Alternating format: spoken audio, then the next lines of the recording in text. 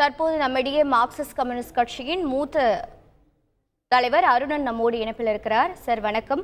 Marxist communist கட்சியின் தேசிய பொதுச் செயலாளர் சீதாராம் யெச்சூரி அவர்கள் காலமாகி இருக்கிறார். இது மார்க்சிஸ்ட் கம்யூனிஸ்ட் கட்சிக்கு எவ்வளவு பெரிய இழப்பு? ஒரு தலைவர் எழுந்திருக்கீங்க, உங்களுடைய இரங்கல் நீங்க தெரிவிக்கலாம் சார். எங்களுடைய தலைவரை நாங்கள் இழந்திருக்கிறோம் என்பது ஒன்று. உலகமே ஒரு மகத்தான தொழிலாளி வர்க்க தலைவரை இழந்திருக்கிறது என்பது இன்னொரு முக்கியமான உண்மை. இந்த உலகம் எப்படி ஒரு ஏகாதிபத்திய அபாயத்திலே இருக்கிறது என்பதை உணர்ந்து அதை எதிர்ப்பதிலே இன்றைய காலகட்டத்துக்கு ஏற்ப மார்க்சியத்தை பிரயோகிப்பதிலே உன்னதமான ஆற்றலை கொண்டவர் தோழர் சீதாராம் யெச்சூரி. அதனால்தான் உலகில் பல நாடுகளில் அவரை அழைத்து பேச வைப்பாங்க. பெரிய பல்கலைக்கழகங்கள் எல்லாம் அவரை அழைத்து அவரை உரையாற்ற சொல்லி கேட்பார்கள். அதே போல பல உலக நாடுகளுடைய கட்சிகளுடைய மாநாடுகளுக்கு சென்று அவர் உரையாற்றக்கூடியவர். அப்படி ஒரு உலக தலைவரை இன்றைக்கு நாம் இழந்திருக்கிறோம். அது இந்தியாவை பொறுத்தவரை அது அவருடைய அரசியல் வாழ்வு மிக முக்கியமானது என்பது இப்ப எங்களை போன்றே அவரும் அவசர நிலை எதிர்ப்பு அதுல முகிழ்த்த ஒரு தலைவர் தான். ஜனநாயகத்துக்கு ஆபத்து அது எந்த கட்சியிடமிருந்து எந்த ஆட்சியிடமிருந்து வந்தாலும் அந்த ஆபத்தை முதியடிக்க களம் காண்பது என கிளம்பிய ஒரு இளம் தலைவர் அன்றைக்கு அந்த 1970 அப்படி புறப்பட்டு வந்து இன்றைக்கு மார்க்சிஸ்ட் கட்சியோடு அப்படியே இணைந்து பயணித்து அதனுடைய அரசியல் வாழ்விலே தன்னை அப்படியே முழுமையாக தத்தம் செய்து கொண்டு தன்னைத்தானே அதில் கரைத்து கொண்ட ஒரு உன்னதமான தலைவர் தோழர் சீதாராம் யெச்சூரி அவர்கள். நீங்க சாதாரணமா நினைக்கலாம், அன்றைக்கு அந்த அவசர நிலை ஆட்சி காலத்துல காங்கிரஸ் தான் பிரதான எதிரி. ஆனா அவருடைய ஆற்றல் என்னன்னா, நிலைமை மாறும் பொழுது மக்களின் பிரதான எதிரியாக வேறு ஒரு சக்தி எழும் பொழுது அதை சற்றென்று அடையாளம் கண்டு பழைய பிடிவாதத்துல இல்லாமல் புதிய நிலைமையை கிரகிப்பதிலே உள்வாங்கிக் கொள்வதிலே தனித்திறமை காட்டியவர் நம்முடைய தோழர் யெச்சூரி அவர். இன்றைக்கு RSS தலைமையிலான அந்த சக்திகள் தான், மதவெறி சக்திகள் தான் இன்றைய மக்களினுடைய பிரதான எதிரி என்பதை சற்றென்று அடையாளம் கண்ட ஒரு தலைவர் சீதாராம் யெச்சூரி. ரொம்ப சிக்கலான விஷயங்களை கூட அவர் ரொம்ப சர்வசாதாரணமா கையாளுவார். இங்க கேரளாவில் மார்க்சிஸ்ட் கட்சிக்கு அரசியல் எதிரி காங்கிரஸ். ஆனா அங்கேயும் கூட அவர் சொல்லுவாரு, 2 கட்சிகளுக்கு எதிரி பாஜக, இந்தியா முழுக்க எதிரி பாஜக. ஆகவே இந்தியா முழுக்க அந்த மதவெறி எதிர்ப்புல அனைத்து கட்சிகளையும் ஒன்றிணைத்துக் கொண்டு அதே நேரத்தில் கேரள நிலைமைக்கு ஏற்ப. ஆனா அங்கேயும் பாஜக வரவிடல. நோக்கம் ஒன்றுதான். ஆனா மாநில நிலைமைக்கு ஏற்ப அரசியல் உத்தி வேறு. இதையெல்லாம் சர்வ சாதாரணமாக கையாண்டவர் தோழர் சீதாராம் யெச்சூரி. நீங்க ஒரு தலைவர் என்று பாத்தீங்கன்னா இந்த பண்பெல்லாம் ரொம்ப அபூர்வம், ரொம்ப அரிது. அதுவும் தனிப்பட்ட முறையில எனக்கு பேரிழப்பு. அவ்வளவு என் மீது அன்பு கொண்டவர், தோழமை பூர்வமாக பழகக்கூடியவர். மதுரைக்கு வந்தா அவர் என்னை கேட்பாரு.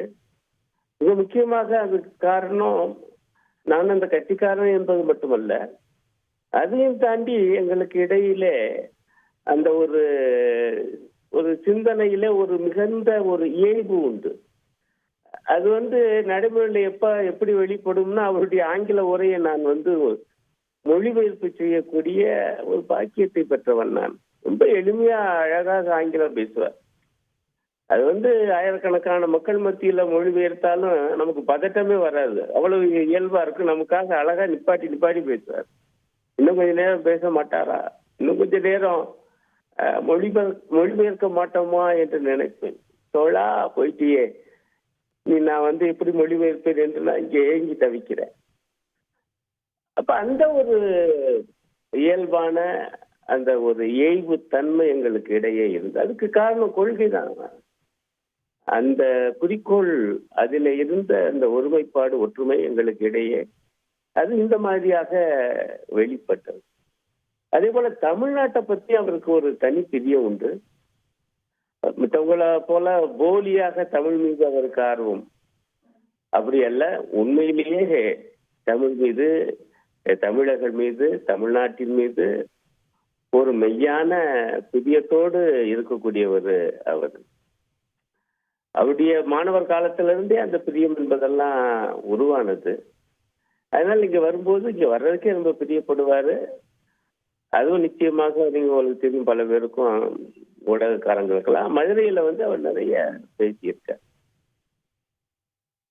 அதே போல இந்த மாநிலத்தினுடைய பிரச்சனைகளை, அரசியல் பிரச்சனைகளை, கருத்தியல் பிரச்சனைகளை ரொம்ப கவனமாக சரியாக கையாளக்கூடிய ஆற்றல் மிக்கவது. மாநில உரிமைகளுக்காக அந்த மாதிரி அழகாக அழுத்தமாக குரல் கொடுத்த ஒரு தலைவர் அவர்.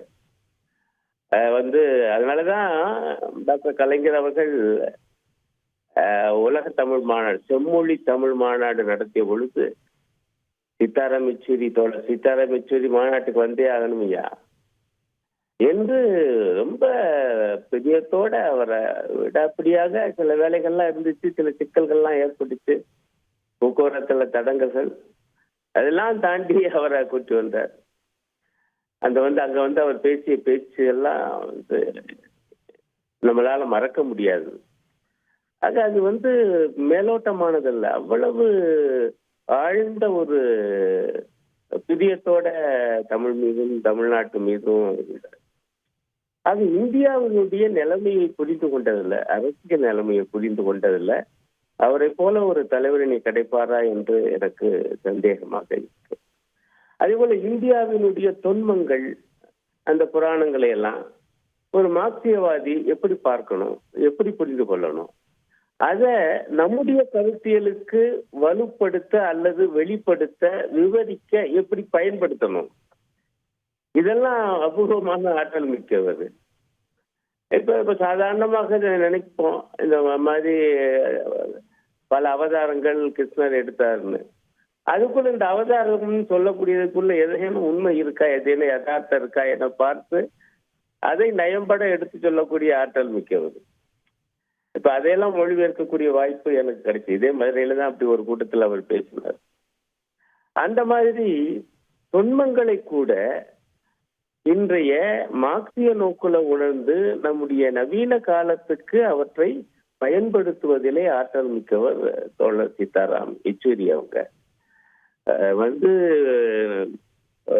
மத நல்லிணக்க சக்திகள் ஒரு மிகப்பெரிய ஆயுதத்தை இன்றைக்கு இழந்து, நான் இப்படிதான் சொல்றேன், நிராயுதபாணியாக தவிக்கிறாங்க.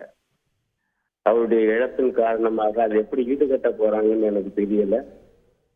நிச்சயமாக வரலாறு ஈடுகட்டும். ஆனாலும் இன்றைக்கு ஏற்பட்டிருக்கக்கூடிய இந்த பெரிய வெற்றிடம் என்பது சோகமானது, ஒரு தாங்க முடியாத துன்பத்தையும் துயரத்தையும் தரக்கூடியது.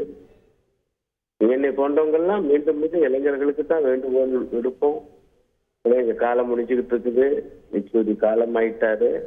அந்த இடத்தை நிரப்ப அத்தகைய கருத்தாற்றல் மிக்க இளைஞர்கள் முன்வர வேண்டும். அதுதான் அவருக்கு செய்யக்கூடிய மெய்யான அஞ்சலியாக இருக்கும் என்று நான் நினைக்கிறேன். சரி, இணைப்பில் உங்கள் இரங்கல் செய்தியை பதிவு செய்ததற்கு மிக்க நன்றி. செய்திகளை உடனுக்குடன் தெரிந்து கொள்ள உடனே சப்ஸ்கிரைப் பண்ணுங்க.